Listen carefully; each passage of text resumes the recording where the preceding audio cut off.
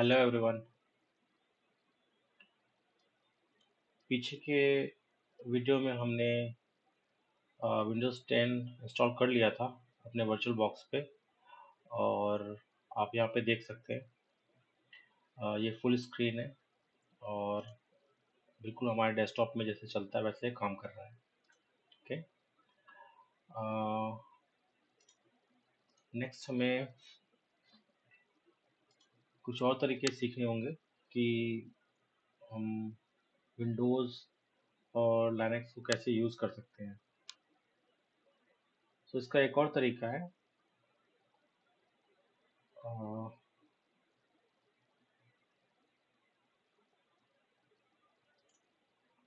जैसे कि आप जानते हैं कुछ साल पहले ही विंडोज़ या माइक्रोसॉफ्ट ने लिनक्स को अडॉप्ट किया था और उन्होंने विंडोज़ के अंदर ही लिनक्स को चलाने का कुछ सिस्टम बनाया था, जिसको हम विंडोज़ सब सिस्टम फॉर लिनक्स ये हम कहते हैं। तो हम अब अपने विंडोज़ के अंदर ही खुद लिनक्स को इंस्टॉल कर सकते हैं, उसको चला सकते हैं। कहने का मतलब है आपके ऑपरेटिंग सिस्टम के अंदर ही आपको लिनक्स भी मिल जाएगा। तो इसका सिंपल सा तरीका है, स्टार्ट पे क्लिक करना है आपको, cmd टाइप करें, यहाँ पे रन एज एडमिनिस्ट्रेटर। सो WSL कमांड ऑलरेडी आपके सिस्टम में रहता है और WSL लिखने के बाद आपको लिखना पड़ेगा इंस्टॉल।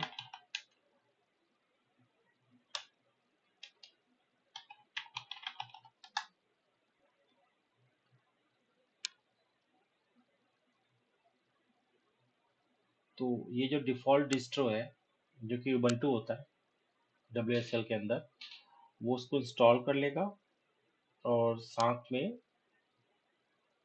इसको कॉन्फ़िगर भी कर लेगा, जिससे आप अपने विंडोज़ के अंदर ही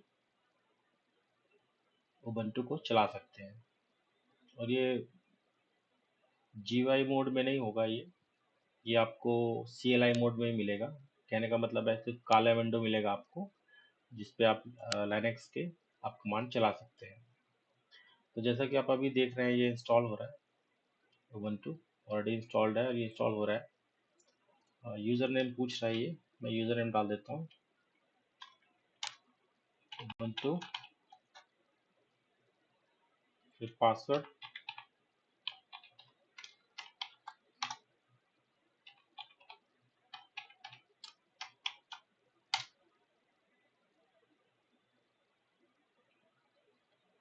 तो ये आप देख सकते हैं इस तरीके से उबंटू आपके विंडोज़ में इंस्टॉल हो जाएगा।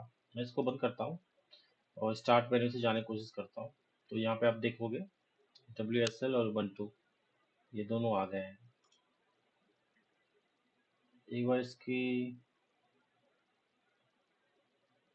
ऐप सेटिंग में जाके देखते हैं ये एक्चुअली में आया कहाँ से है। तो ये माइक्रोसॉफ्ट के जो स्टोर होता है, ये माइक्रोसॉफ्ट का स्टोर, आप यहाँ से भी इसको डायरेक्ट इंस्टॉल कर सकते हैं।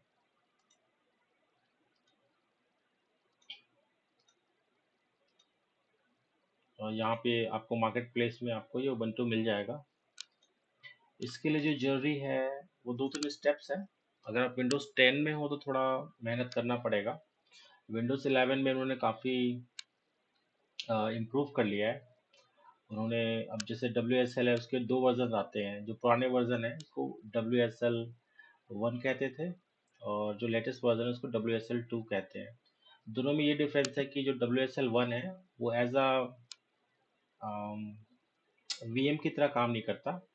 वो एज अ उसके फाइल्स होते हैं, कुछ लाइनक्स के फाइल्स होते हैं, उसको वो एज अ सिस्टम की तरह वो यूज़ करता है आपका विंडोज़। ओके। और जो WSL 2 है उसमें प्रॉपर एक VM बनता है। VM के कंटेनर बनेंगे आपके जो ऐप डेटा के अंदर, जो लोकल फाइल्स होते हैं उसके अंदर, जो भी आपकी डिस्ट्रो है उसके हिसाब से डायरेक्टरी बनेगा और वो वहाँ पे इंस्टॉल होगा।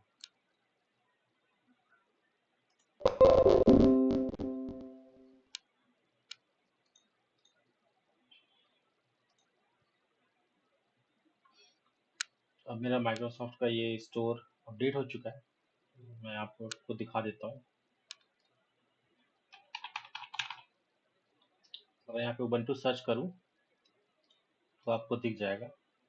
उबंटू के जितने भी डिस्ट्रोज हैं, जैसे ये पिछला वर्जन है 20.04, ये 22 है, ये लेटेस्ट वर्जन है 24। इसी तरह आपको और भी लिनक्स के डिस्ट्रोज मिल जाएंगे। ये डेबियन है, ये सेंटोस जी मिल जाएगा आपको, ये आर्क है। एक यहाँ पे एक ये सॉफ्टवेयर है GWSL।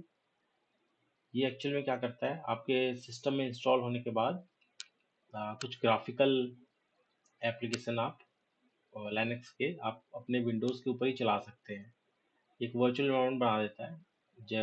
जो भी लिनक्स के जो भी ग्राफिकल एप्लीकेशंस है, फायरफॉक्स है या जी एडिट है या कोई भी और एप्लीकेशन जो आपने WSL के अंदर, WSL का जो लिनक्स का जो वर्जन है उसके अंदर आपने इंस्टॉल किया है जो कि ग्राफिकल है, तो ये उसके लिए एक वर्चुअल डिस्प्ले पोर्ट बनाता है। डिस्प्ले पोर्ट बनाने के बाद ये इस तरह से एक मेन्यू देगा। मैं आपको खोल के दिखाता हूँ।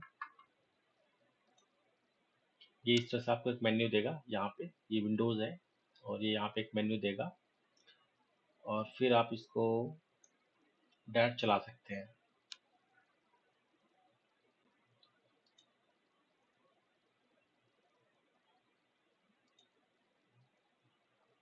ये इस तरह से एक मेन्यू देगा आपके विंडोज़ के अंदर।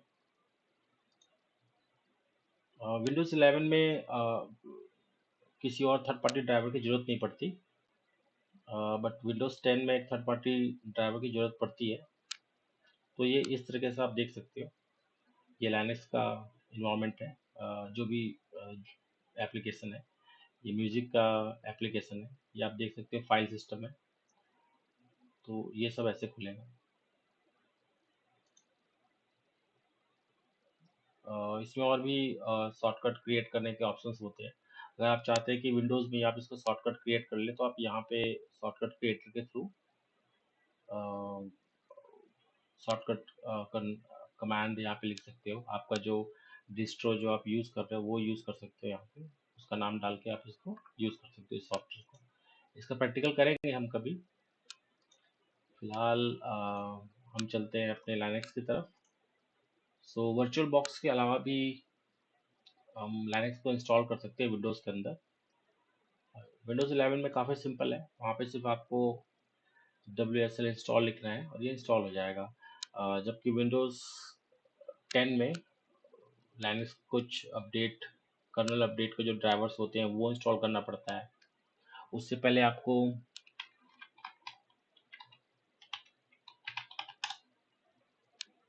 आपके बायोस में जाके वर्चुअलाइजेशन को इनेबल करना पड़ता है। साथ में जो हाइपरवाइजर है, मैं दिखा देता हूँ आपको। आपको प्रोग्राम फाइल्स के अंदर ही मिलेंगे। यहाँ पे जो वर्चुअलाइजेशन मशीन प्लेटफॉर्म है ये इनेबल करना पड़ेगा और हाइपरवाइजर प्लेटफॉर्म ये इनेबल करना पड़ेगा। और इसके बाद आपका ये जो उबंटू है वो इंस्टॉल हो जाएगा। फिर आप यहाँ पे कोई भी कमांड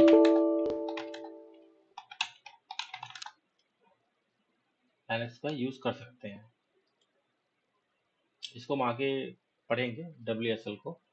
इस पर भी हम प्रैक्टिकल करके देखेंगे जब हमें सर्वर की ज़रूरत पड़ेगी तब। फिलहाल तो अभी विंडोज़ पे ही कॉन्सेंट्रेट करते हैं।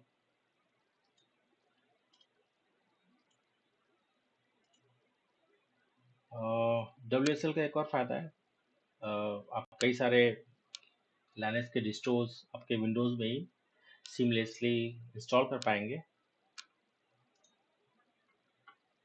और जो डेवलपर्स हैं उनके लिए काफ़ी इसमें कंफर्ट हो जाता है।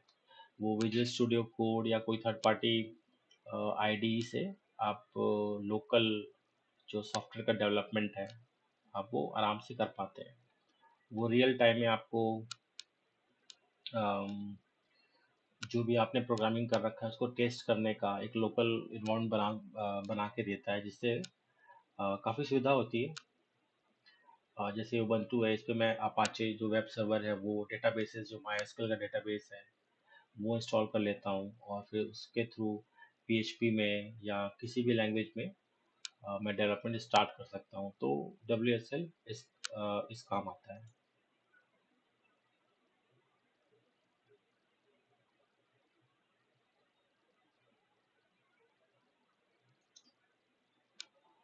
नेक्स्ट हम बात करेंगे विंडोज से कुछ बेसिक फंक्शनलिटी के बारे में। सो ये जो आपको स्क्रीन दिख रहा है, ये इसको हम डेस्कटॉप कहते हैं। और आपके डेस्कटॉप पे कुछ आइकन्स बने होते हैं, जैसे कि ये दिख रहे हैं, ये शॉर्टकट्स होते हैं आपके प्रोग्राम्स के लिए। जैसे मुझे ये प्रोग्राम खोलना है, तो इसका जो ओरिजिनल लोकेशन है वो कहीं और होगा, जैसे कि ये है।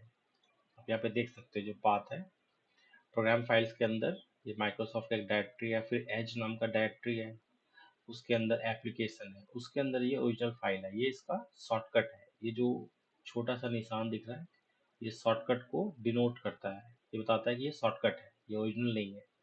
तो डेस्कटॉप पे हम मोस्टली शॉर्टकट्स को रखते हैं। डेस्कटॉप भी एक तरह से सॉफ्टवेयर ही है। ये कुछ एप्लीकेशन है जो यहाँ पे दिखाते रहता है। यहाँ पे आप अपने जैसे पर्सनलाइज करते हो, तो आप वॉलपेपर्स वगैरह काफ़ी कुछ यहाँ पे चेंज कर सकते हो।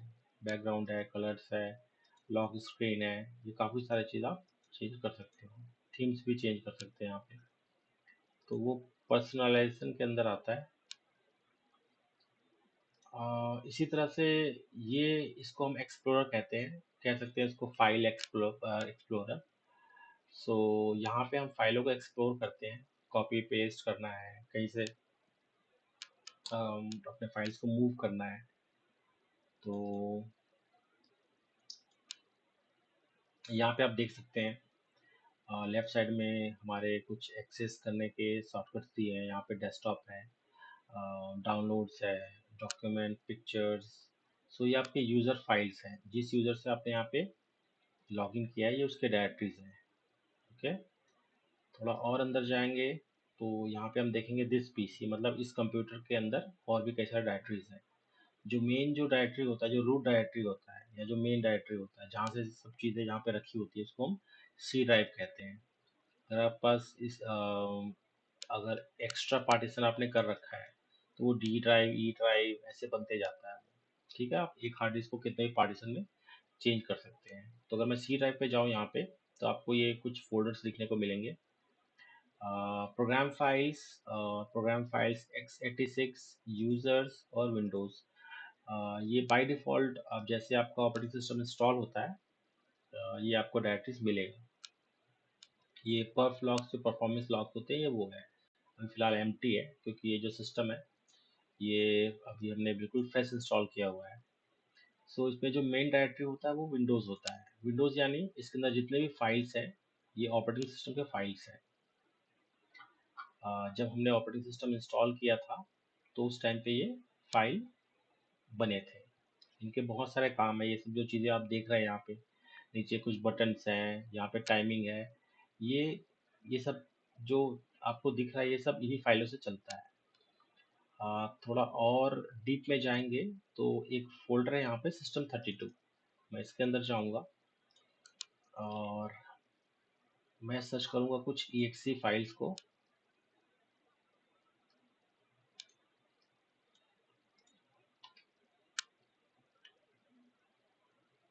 यहाँ से हम टाइप को सॉर्ट भी कर सकते हैं।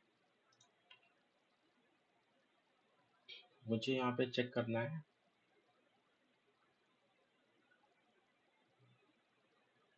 कुछ स्पेसिफिक फाइल्स, जितने भी EXEs है या जो एप्लीकेशन फाइल है, जैसे कि ये है DXDiag।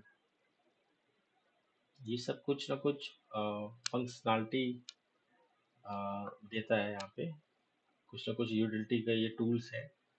ये डायलर है, डिफ्रैग GUI जो हार्ड डिस्क को डिफ्रैग करते हैं, इसका ग्राफिकल यूजर इंटरफेस है। ये डिफ्रैग करने का एप्लीकेशन है। ये क्लीन मैनेजर, टेम्प फाइल को क्लीन करने के लिए। ये कैर मैप है, जो कैरेक्टर को मैप करते हैं। ऐसे कई सारे फाइल्स आपको देखने को मिल जाएंगे।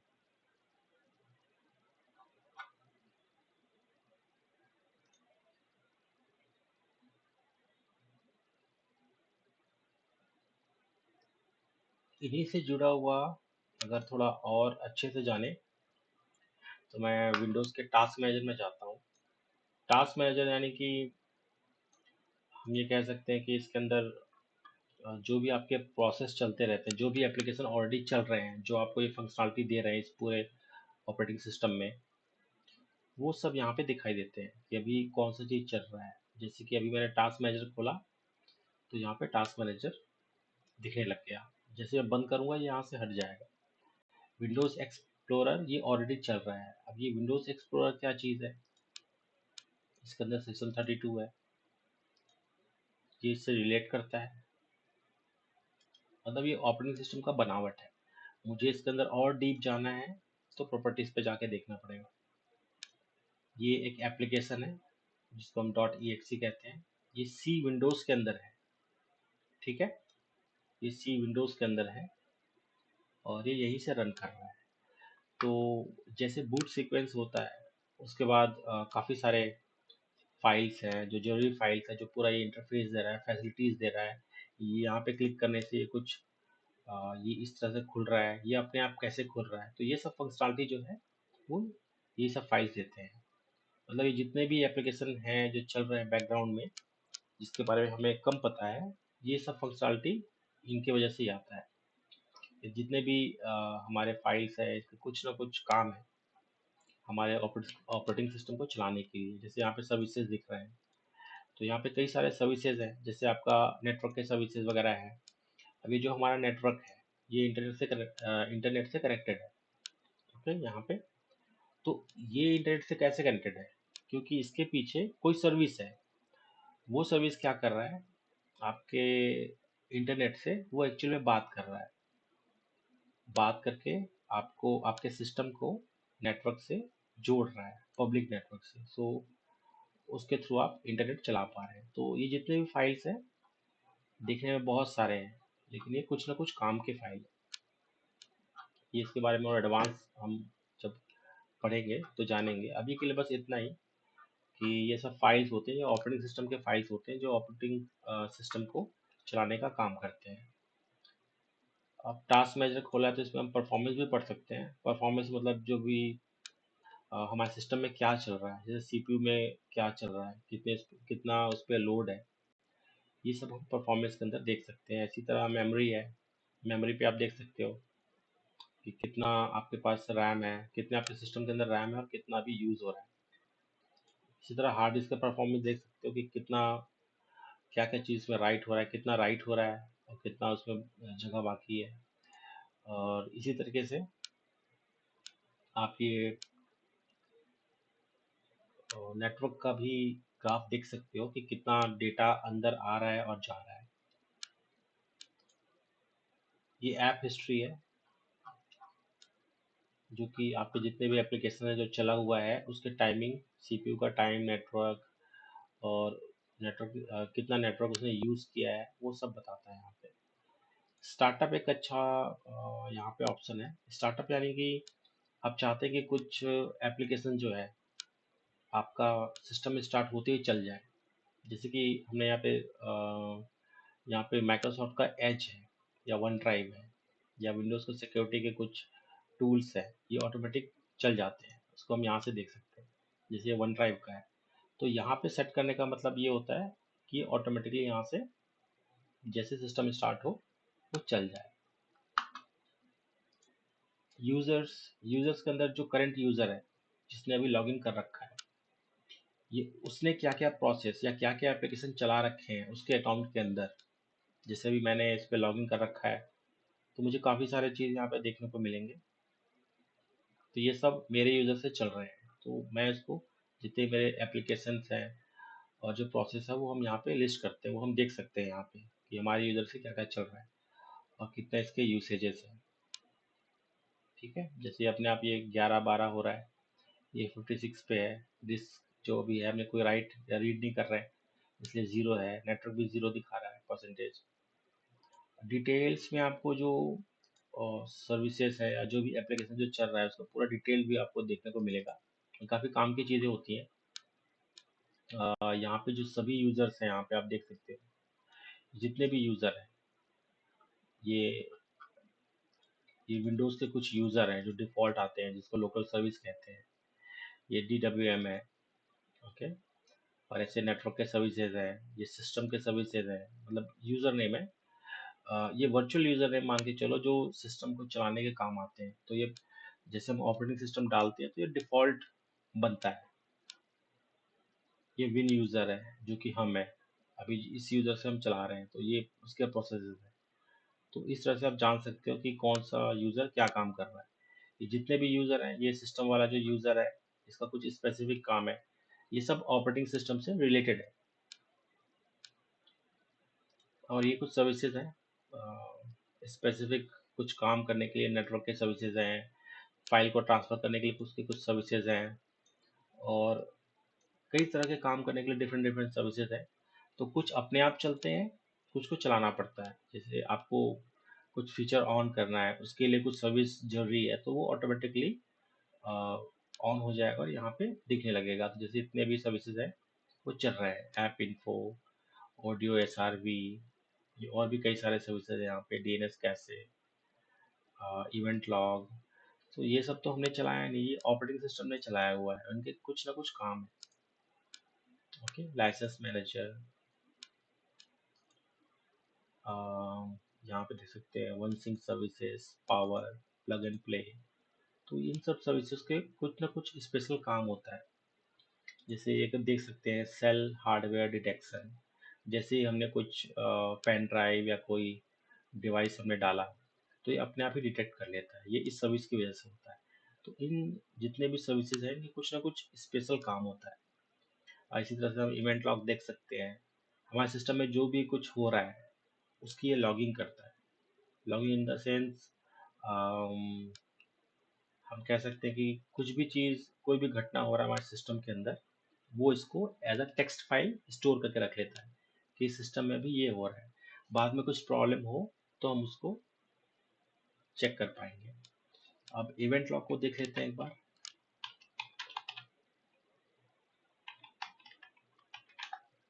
ये शॉर्टकट है इवेंट व्यूअर का। तो ये इवेंट व्यूअर है, एक्चुअली में ये इसी सर्विस से रिलेट करता है। अब यहाँ पे आप देख सकते हो विंडोज़ के लॉग्स, जो एप्लीकेशन के लॉग्स है वो यहाँ पे बन रहे हैं। ये ऑटोमेटिकली देख लीजिए, ये पूरे इसके लॉग्स आ रहे हैं। सिक्योरिटी, जैसे लॉगिन वगैरह है, ऑडिट वगैरह है, किसने लॉगिन किया, कब लॉगिन किया, वो यहाँ पे आप देख सकते हैं। सेटअप में अगर कोई सॉफ्टवेयर हम इंस्टॉल कर रहे हैं या अनइंस्टॉल कर रहे हैं, उसके लॉग्स यहाँ पे आते हैं। सिस्टम के अंदर कुछ भी चीज़ हो रहा है, कुछ भी सही चीज़ या गलत चीज़ या कुछ एरर्स आ रहा है, जैसे में वार्निंग दिखा रहा है, तो ये सब आपको यहाँ पे दिखाई देगा। जैसे यहाँ पे कुछ एरर आ रहा है, हाइपरवाइजर लॉन्च, तो ये कुछ हाइपरवाइजर से रिलेटेड कुछ सर्विस है, तो उसकी वजह से एरर आ रहा है, बाकी सब इंफॉर्मेशन है। कोई भी प्रॉब्लम आएगी, कुछ भी एरर आएगा, वो सब यहाँ पे नोट हो जाएगा। ऐसे और भी डीप अगर आपको जाना है तो यहाँ पे और भी कई सारे सर्विसेज हैं। हार्डवेयर के इवेंट्स हैं कि हार्डवेयर में क्या हो रहा है, इंटरनेट एक्सप्लोरर में आपने वहाँ पे उसके उस एप्लीकेशन के अंदर क्या हो रहा है, आप वो सब चीज़ यहाँ पे चेक कर सकते हैं। ये पावर सेल के हैं, पावर सेल के अंदर जो भी कुछ आप करोगे या जो भी वो कुछ करेगा वो यहाँ पे नोट हो जाएगा। तो इवेंट व्यूअर सिस्टम के अंदर कुछ भी होता है उसको नोट कर लेता है, एक लॉग बना लेता है, लॉग के अंदर उसको नोट कर लेता है। तो इवेंट व्यूअर ये काम आता है। नेक्स्ट जो है हमारे पास, अब हम जानते हैं एक्सप्लोरर के विंडो फाइल एक्सप्लोरर के बारे में, या कह सकते हैं एक्सप्लोरर डॉट ई के बारे में। ये क्या है, यहाँ पे मुझे दिख रहा है ये एक्सप्लोरर डॉट ई ये एप्लीकेशन है, आप देख सकते हो। और अगर मैं टास्क मैनेजर में खोलूँ तो वो आपको यहाँ पे भी दिख जाएगा। ये ये और ये सेम है, बस यहाँ पे नाम चेंज कर रखा है। अगर मैं इसका प्रॉपर्टीज पे जाऊँ और देखूँ इसके डिटेल्स, तो एग्जैक्टली ये कोई एप्लीकेशन है यहाँ पे explorer.exe। जो ओरिजिनल नेम है वो explorer.exe है, जो कि ये फाइल है।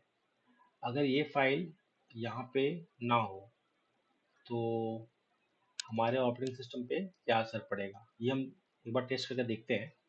जैसे मैं चाहता हूँ कि इस फाइल को अभी जो रनिंग हो रहा है या रन ना करे, तो चलो मैं इसको बंद करके देखता हूँ। देखिए पूरा स्क्रीन गायब हो गया। ठीक है, कहने का मतलब जो explorer.exe है वो जिम्मेदार है हमारे डेस्कटॉप को पूरा दिखाने का। ठीक है, जो अभी हम यहाँ पे कुछ स्क्रीन दिख रहा था हमारे को, फिर हम स्टार्ट मेन्यू पे क्लिक कर रहे थे। अभी आप देखो, जैसे हमने explorer.exe को बंद किया, सब चीज़ गायब हो गया। ठीक है, तो कभी कभार ऐसे आपको सिचुएशन आता भी है जब explorer.exe क्रैश हो जाता है या कोई सॉफ्टवेयर या किसी कॉन्फ्लिक्ट की वजह से ऐसे प्रॉब्लम्स आते हैं। विंडोज़ के अंदर अपने आप ही हील करने का कैपेबिलिटी होता है, वो अपने आप ही एक्सप्लोरर को चला देता है अगर कुछ सिस्टम में क्रैश हुआ या कुछ। तो बाकी मैनुअली चलाने के लिए हम फाइल पे क्लिक करेंगे, या अगर हम ये भी कहते हैं कि हमारे पास ये टास्क मैनेजर नहीं है। ठीक है, अचानक ये बिल्कुल ब्लैक स्क्रीन आ गया, एक्सप्लोरर डॉट एक्सी हट गया, तो आप टास्क मैनेजर खोल लें, कंट्रोल ऑल्ट और डिलीट बटन दबा के, देन रन न्यू टास्क पे क्लिक करें और यहाँ पे टाइप करें एक्सप्लोरर।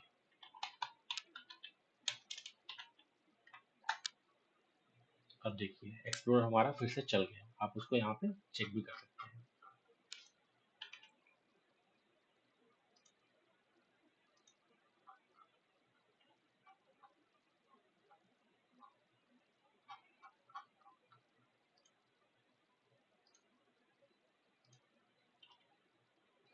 ये रहा। टास्क मैनेजर के अंदर पीआईडी होता है, इसको प्रोसेस आईडी भी बोलते हैं।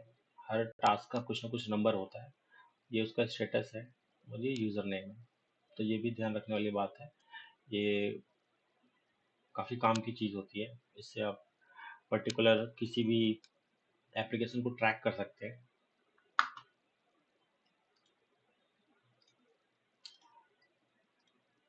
अब आते हैं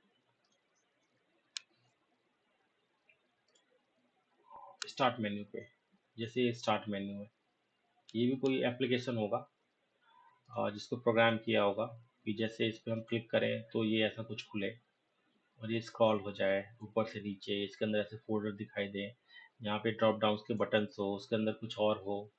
ठीक है, तो ये पूरा ऑपरेटिंग सिस्टम के फीचर्स होते हैं, ऐसा इसको बनाया गया है। इस ये एक तरह से एप्लीकेशन है, इसको बनाया गया है और इसको आपके ऑपरेटिंग सिस्टम में इंटीग्रेट किया गया है कि जैसे इस पर क्लिक करें तो ये स्टार्ट मेन्यू खुले। अब इसको अगर हम थोड़ा डीप में जाना चाहते हैं कि ये ऐसे क्यों, यहाँ पे ये सब क्यों आ रहे हैं, और जैसे ही हम कोई नया एप्लीकेशन इंस्टॉल करते हैं तो अपने आप यहाँ पे क्यों आ जाता है, तो इसको अगर हमें देखना है,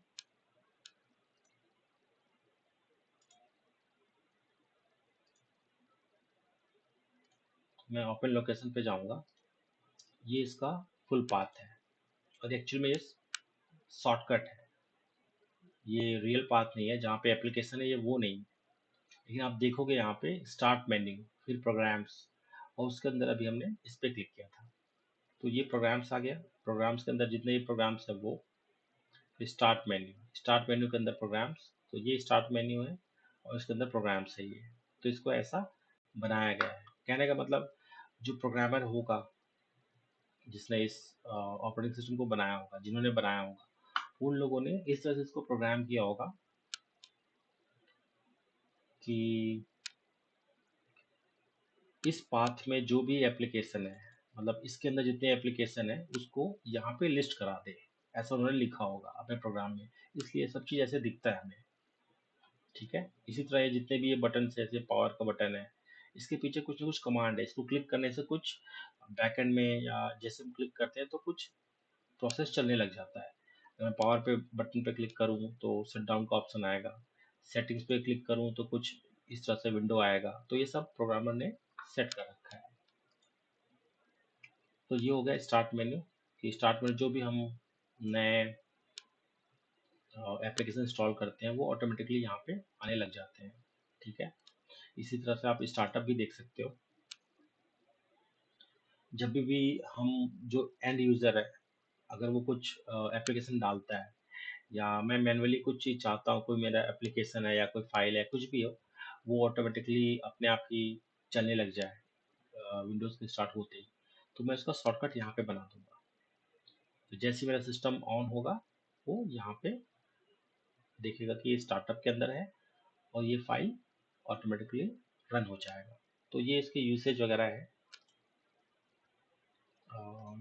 इसके पीछे और जाते हैं, ये Windows, Microsoft, roaming, app data. ये मेरा यूज़र है विन यूज़र। विन यूज़र के अंदर आपको ऐप डेटा मिलेगा, जो एप्लीकेशन का जो डेटा है, जितने भी आपके फाइल्स हैं, एप्लीकेशन है या जो भी आप फाइल है या जो भी काम करते हो, उसका जो टेम्पररी डेटा है या जो भी आप काम कर रहे हो वो इसके अंदर दिखाई देता है। ये माइक्रोसॉफ्ट से रिलेटेड कुछ डायरेक्टरीज हैं, जैसे कि यहाँ पे वन ड्राइव है, मीडिया प्लेयर है, इंटरनेट एक्सप्लोरर है, तो वो सब फाइल्स इसके अंदर आते हैं। ठीक है,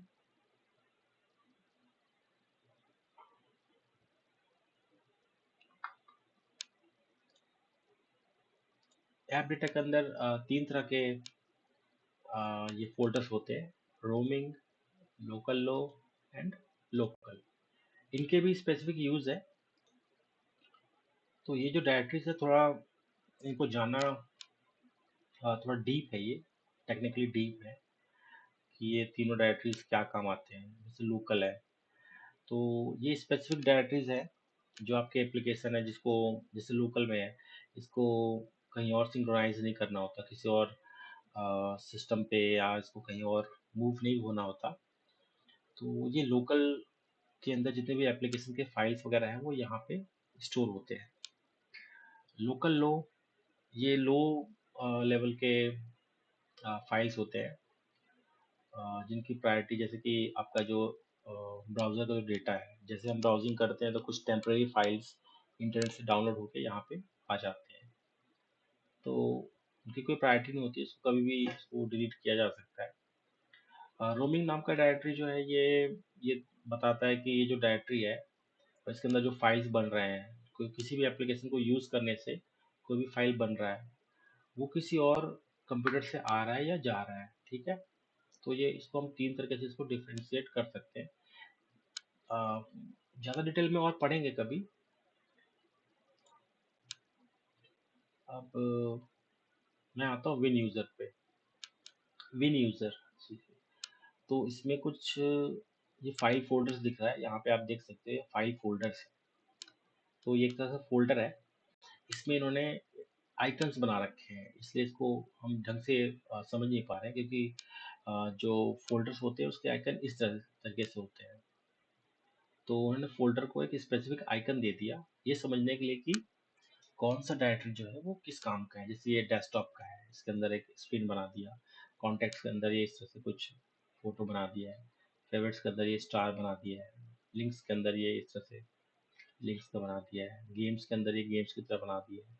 तो फोल्डर को कस्टमाइज किया गया है, ये स्पेशली किसी भी यूज़र के लिए बनाया जाता है। जो भी नया यूज़र आता है वो ऑटोमेटिकली ऐसे उसके शॉर्टकट्स बन जाते हैं, ताकि वो जो भी अपने फाइल्स हैं या जो भी वो काम कर रहा है वो अपने हिसाब से उन डायरेक्टरीज में रखे। मोस्टली जैसे कि कोई आपके पास म्यूज़िक के फाइल्स है वो आप यहाँ पे रखोगे, वीडियोस के फाइल है उसको आप यहाँ रखोगे, जो भी डॉक्यूमेंट वगैरह है उसको यहाँ रखोगे, और डेस्कटॉप में कुछ शॉर्टकट्स रखना है या कुछ स्पेसिफिक डॉक्यूमेंट रखना है वो आप यहाँ पे रखोगे। कोई भी कॉन्टैक्ट्स है, आपके आउटलुक के कॉन्टैक्ट्स हैं या कोई ईमेल का कॉन्टैक्ट्स है, मोबाइल के कॉन्टैक्ट्स हैं, आप उसको यहाँ पे रख सकते हो। तो ये विंडोज़ की तरफ से ये सुविधा दिया जाता है। तो जितने फोल्डर्स है इसमें स्पेसिफिक आप अपने फाइल्स रख सकते हैं। इसके पीछे और जाने से आपको दिखेगा यूज़र्स। यूजर्स नाम की डायरेक्टरी है, इसके अंदर पब्लिक यूजर होगा, एक विन यूजर होगा। तो ये पब्लिक यूजर तो हमने कभी बनाया नहीं, ये कहाँ से आया? ये एक डिफ़ॉल्ट यूजर होता है, जब भी ऑपरेटिंग सिस्टम को जब इंस्टॉल करते हैं तो ये पब्लिक यूजर एक आपको मिलता है। जैसे हमने इस पे इसके अंदर गए, आपको यहाँ public documents, public download, public music, public pictures और पब्लिक वीडियोस, ये कुछ डायरेक्टरीज अपने आप आपको मिल जाती है। इसके अंदर कुछ हमें देखने को मिलेगा नहीं, ठीक है, लेकिन फिर भी यहाँ पे होता है। ऐसा क्यों? तो आप ये कह सकते हैं कि जैसे हम कोई यूज़र बनाते हैं, तो वो ये जो डेटा है या ये जो आपकी फाइल के जो स्ट्रक्चर है, इसको लेके इस तरह का डायरेक्टरी आपको बना के देता है, ठीक है। या इसके एक और काम ये भी है कि अगर आप इन पब्लिक डायरेक्टरीज में कुछ रखते हो तो वो सभी यूजर्स को दिखाई देगा। जैसे पब्लिक डायरेक्टरी के अंदर आपका जो स्टार्टअप फोल्डर है, तो वो अगर आपने वहाँ पे कुछ रख दिया या वहाँ पे कुछ अपने एप्लीकेशन को स्टार्ट करने के लिए रख दिया, तो वो सभी यूजर्स को दिखाई देगा, सभी यूजर्स में वो चीज़ चलेगा। या जो भी आपने शॉर्टकट रख दिया तो सभी यूजर्स को वो इफेक्ट करेगा। इसका ये काम है। सी सी के अंदर हम रूट पे आ गए, सेम वहीं पे। विंडोज़ के अंदर हम थे। विंडोज़ में कई सारे ऑपरेटिंग सिस्टम के फाइल्स होते हैं, इनके भी स्पेसिफिक टाइप्स हैं कि ये क्या क्या काम करते हैं। ये रहा जेडीडी दिख रहा है, एक्सप्लोरर, ये सब हमने आगे और पढ़ेंगे डीप में। ये सब ऑपरेटिंग सिस्टम के कंपोनेंट्स हैं, इससे कुछ ना कुछ स्पेसिफिक काम है। बैक चलते हैं, यहाँ पे यूजर्स हमने देख लिया था। यहाँ पे प्रोग्राम फीचर्स है x86। सो ये जो डायरेक्टरी है, इसके अंदर भी हम प्रोग्राम इंस्टॉल करते हैं, लेकिन वो होते हैं 32 बिट वाले। जैसे ये x86 है ना, ये डिनोट करता है 32 बिट को। कहने का मतलब है ये जो पहले के जो एप्लीकेशन हुआ करते थे, जो 32 बिट के ऑपरेटिंग सिस्टम हुआ करते एप्लीकेशन हुआ करते थे, वो अभी भी इस विंडोज़ की, जैसे ये 64 बिट का ऑपरेटिंग सिस्टम है, तो इसमें यहाँ पे वो इंस्टॉल होगा और यहाँ से चल जाएगा। ये प्रोग्राम फाइल्स है। प्रोग्राम फाइल्स में जो भी 64 बिट के जो प्रोग्राम्स है वो यहाँ पे इंस्टॉल होंगे। कुछ प्रोग्राम्स जो है वो अपने आप पहले से इंस्टॉल्ड है यहाँ पे, ये डिफ़ॉल्ट है। इंटरनेट एक्सप्लोरर है यहाँ पे, डिफेंडर है विंडोज़ का, तो ये सब डिफ़ॉल्ट इंस्टॉल हो गया है। जैसे आप और नए सॉफ्टवेयर डालोगे वो यहाँ पे और इंस्टॉल होते जाएगा। एक ज़रूरी चीज़ है जिसको हम डिस्कस कर लेते हैं, थोड़ा टेक्निकल है। जैसे ये 32 बिट ऑपरेटिंग सिस्टम है, 64 बिट ऑपरेटिंग सिस्टम है, और इस पे 32 बिट का ये एप्लीकेशन कैसे चलता है, इसको आपको जानना है कैसे ये चलता है। तो इसका जो आंसर है अ, वो मैं आपको बता देता हूँ। विंडोज़ के अंदर हमें एक डायरेक्टरी मिलेगा, syswow 64 system Windows on Windows 64। ये वो डायरेक्टरी है। देखिए, ये कुछ ऑपरेटिंग सिस्टम की तरह ही लग रहा है। जितने भी फाइल्स है ना, ये ऑपरेटिंग सिस्टम के ही फाइल है। इन फाइल्स में और इन फाइल्स में काफ़ी सिमिलरिटी है। ये एक पूरा ऑपरेटिंग सिस्टम को चलाता है, यहाँ पे आप देख सकते हो। कुछ आपको यहाँ पे डिफरेंसेस दिखेंगे, बट कुछ फाइल्स जो है वो एक जैसे लगेंगे। जैसे यहाँ पे ऐप लॉकर है, यहाँ पे भी ऐप लॉकर है, ये यहाँ पे बीजी है, यहाँ पे बीजी है, बूट कॉन्फ़िगरेशन, कई सारी चीज़ें हैं, कॉन्फ़िग वगैरह, DISM, यहाँ पे भी DISM है, ड्राइवर्स है, यहाँ पे भी ड्राइवर्स है। तो ऐसा क्यों? तो ये दो डायरेक्टरी अपने आप में ही अपनी कहानी बताती है। जैसे कि ये विंडोज सिस्टम 32 है, तो सो ये मेन डायरेक्टरी है। जितने भी 64 बिट वाले आपके एप्लीकेशन है, इवन आपका ऑपरेटिंग सिस्टम है, उसके अंदर भी 64 बिट के एप्लीकेशन ही चलते हैं, वो यहाँ से चलते हैं। लेकिन विंडोज़ वालों ने क्या किया, उन्होंने विंडोज़ ऑन विंडोज़ बनाया, मतलब विंडोज़ के अंदर और विंडोज़ चल जाए।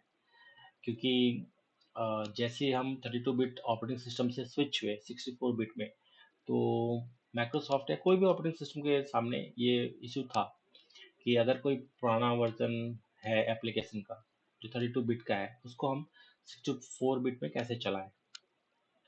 क्योंकि अगर जैसे ऑपरेटिंग सिस्टम हम चेंज करेंगे, अगर वो 32 बिट को सपोर्ट ना करे, तो फिर बहुत बड़ी प्रॉब्लम हो जाती है।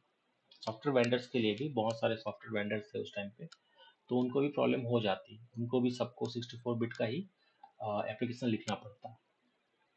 सो उसको, उस प्रॉब्लम को ठीक करने के लिए विंडोज़ ने क्या किया, ये विंडोज़ ऑन विंडोज़ का कंसेप्ट लाया।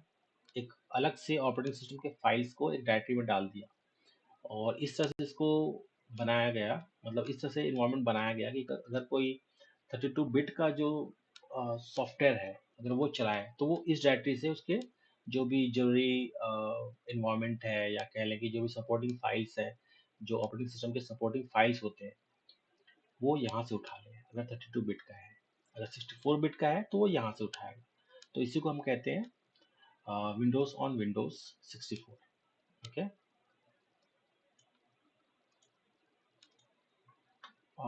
फाइल एक्सप्लोरर के बारे में हमने काफ़ी कुछ पढ़ लिया।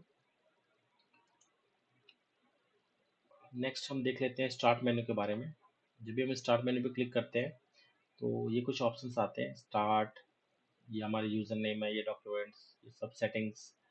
सो यहाँ स्टार्ट मेन्यू का मतलब है कुछ आपको शॉर्टकट्स देगा आपके प्रोग्राम्स का, और यहाँ पे आप चूज़ करके कोई भी आप प्रोग्राम खोल सकते हो।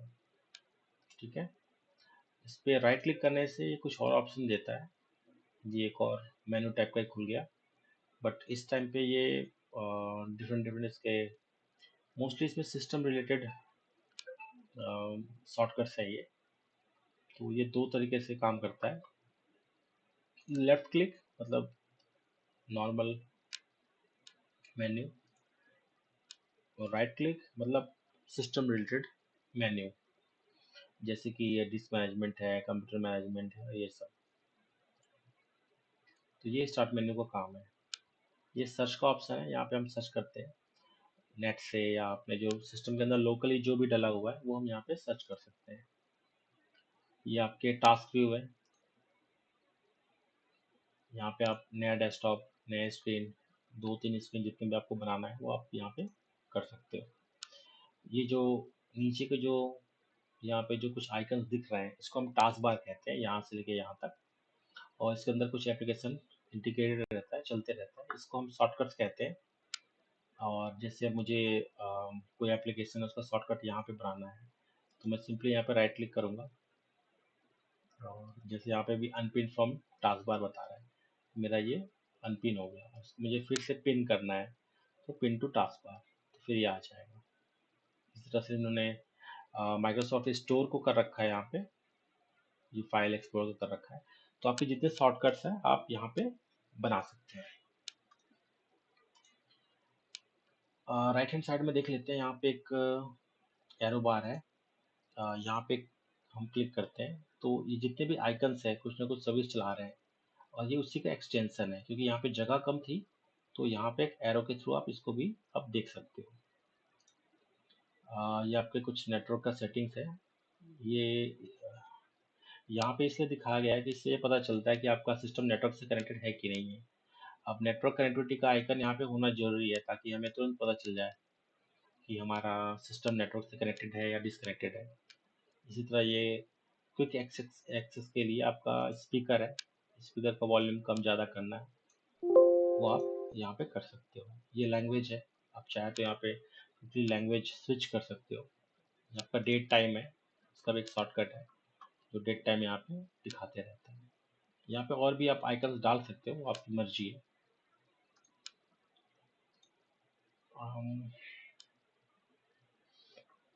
नेक्स्ट हम देख लेते हैं,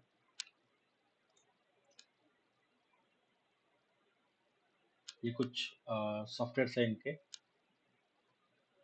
जैसे कैलकुलेटर है, अगर आप कैलकुलेटर खोलते हो तो एक यहाँ पे कैलकुलेटर खुलेगा, यहाँ पे आप जो भी करना है, plus minus into equal to, जो भी आपको करना है आप यहाँ पे कर सकते हो। तो ये यूटिलिटी सॉफ्टवेयर है, ये डिफ़ॉल्ट आता है विंडोज़ का। ऐसे कई सारे सॉफ्टवेयर्स हैं जो विंडोज़ के अंदर आते हैं जो काफ़ी काम के होते हैं। ये कैलेंडर है, 3D viewer, alarms and clocks, इस तरह से कैमरा का सॉफ्टवेयर है ये आप खोलेंगे तो आपका कैमरा खुल जाएगा। Films and TV, Microsoft Edge ये ब्राउज़र है, बिल्ट इन ब्राउज़र है जो आपको विंडोज़ ऑपरेटिंग सिस्टम के साथ मिलता है।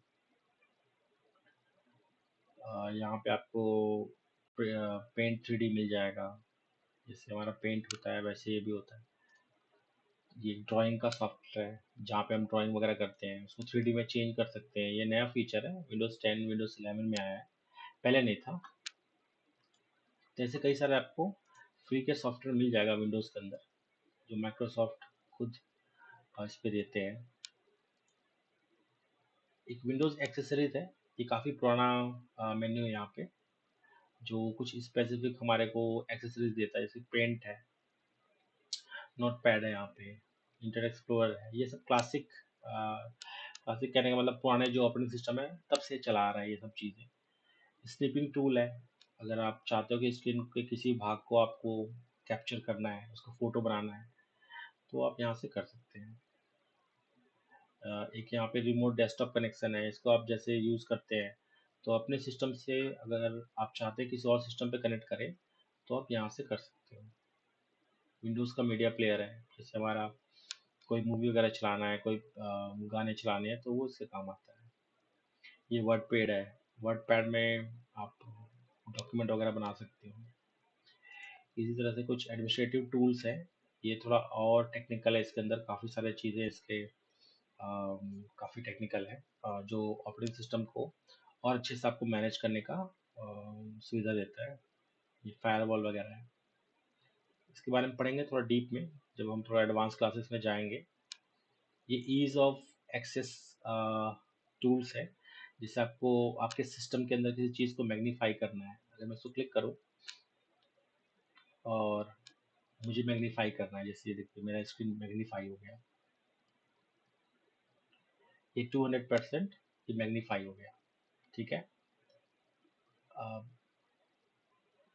मैं चाहता हूँ इसको और छोटा करूँ तो मैं और छोटा कर सकता हूँ। तो ये किसी भी चीज़ को बड़ा करने का काम आता है। नेक्स्ट ऐसे ही और भी टूल्स हम देख सकते हैं ईज ऑफ एक्सेस के अंदर। नैरेटर है, नैरेटर एक बहुत काम का चीज़ है। अगर आपको आपके सिस्टम में Pane. Narrator dialog. OK. Button. Alt plus O. Heads up. Narrator keyboard changes. We've updated the narrator keyboard late. Narrator window. Narrator heading level 1. Scan. What exiting narrator. So narrator आपको आपके screen में कुछ भी चीज़ है या आप कुछ भी काम कर रहे हैं तो वो उसको बोल के बताता है। जैसे कई लोगों को सुनने में दिक्कत होती है या आप चाहते हैं वो बोल के बताएं, तो जैसे अब मैं अगर ये मेन्यू ऐसे घुमा रहा हूँ, यहाँ पे क्लिक कर रहा हूँ या यहाँ पे मैंने माउस ओवर किया तो वो बोल के बताएगा ये 3D व्यूअर है।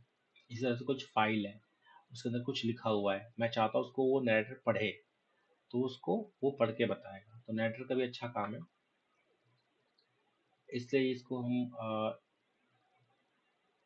ईज ऑफ एक्सेस के अंदर रखते हैं।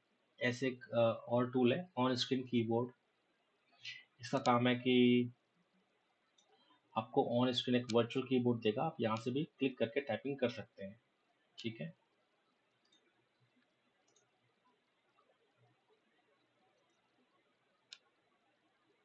ईज ऑफ एक्सेस के अंदर एक और टूल है स्पीच रिकग्निशन।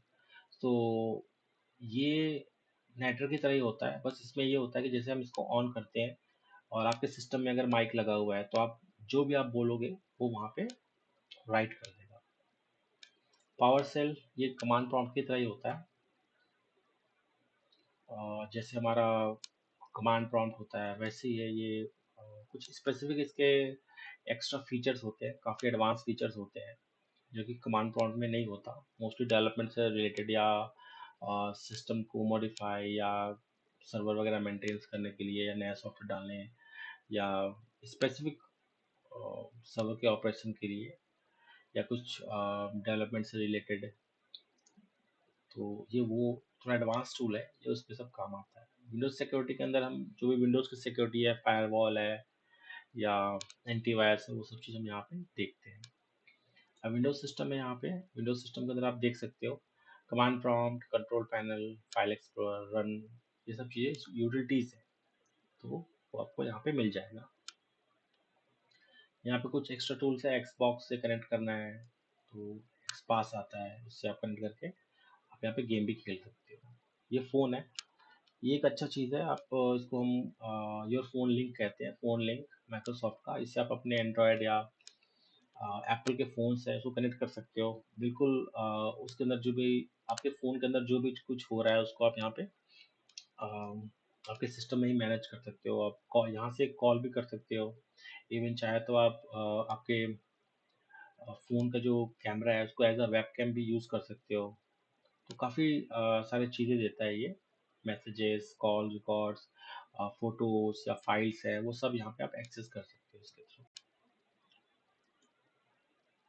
तो ये एक ब्रीफ इंट्रोडक्शन था विंडोज़ के बारे में। काफ़ी सारी चीज़ें विंडोज़ के अंदर, काफ़ी एडवांस चीज़ें हैं जो पहले के ऑपरेटिंग सिस्टम में कम था, अब इन्होंने काफ़ी कुछ ज़्यादा कर दिया। मैं कोशिश करूँगा कि ज़्यादा से ज़्यादा इसको कवर करूँ, और अगर आपको लगता है कि इसमें कुछ और आपको जानना है ऑपरेटिंग सिस्टम के अंदर, तो मैं इसके लिए वीडियो बना के आपको दे दूँगा, कोई प्रॉब्लम नहीं है। अम, आगे हम विंडोज़ के कुछ सेटिंग्स के बारे में और पढ़ेंगे, मोस्टली कंट्रोल पैनल के बारे में। सेटिंग्स का काफ़ी इम्पोर्टेंस है यहाँ पे, इसके थ्रू आपका पूरा सिस्टम चलता है और ये काफ़ी टेक्निकल और डीप नॉलेज होता है आपके विंडोज़ ऑपरेटिंग सिस्टम में। इसका नॉलेज आपको आगे अम, जो सर्वर के ऑपरेटिंग सिस्टम्स हैं या जो बड़े-बड़े टेक्नोलॉजीज़ हैं, काफ़ी एडवांस जो टेक्नोलॉजीज़ होते हैं, तो वो सबको जानने में आपको मदद करेगा। तो हमें ये पूरा सेटिंग्स और कंट्रोल पैनल के अंदर जितने भी एप्लीकेशंस वहाँ पे हैं या कुछ सेटिंग्स के शॉर्टकट्स वगैरह हैं, उसको जानना बहुत ज़रूरी है। विंडोज़ तो आप कैसे भी चला के अपने आप ही इसको प्रैक्टिकल करके आप इसको देख के अपना सीख सकते हो। बट ये सब जो चीज़ें हैं इसके टेक्निकल नॉलेज के लिए बहुत ज़रूरी है। तो जितना आप इसको जानेंगे उतना आपको फ़ायदा होगा। सो गाइस आज के लिए आई थिंक इतना काफ़ी है। हम विंडोज़ के बारे में आगे और भी पढ़ते रहेंगे। कुछ और जितना भी डीप हो सके उतना डीप हम पढ़ेंगे। बेसिक से लेके जितना एडवांस हो सके उतना। क्योंकि जितना आप विंडोज़ के बारे में जानोगे उतना आप आगे जो एडवांस ऑपरेटिंग सिस्टम है, जो सर्वर के जो ऑपरेटिंग सिस्टम्स हैं, उसको और अच्छे से जान पाओगे। तो आज के लिए इतना ही। फिर मिलते हैं नेक्स्ट वीडियो में। Take care.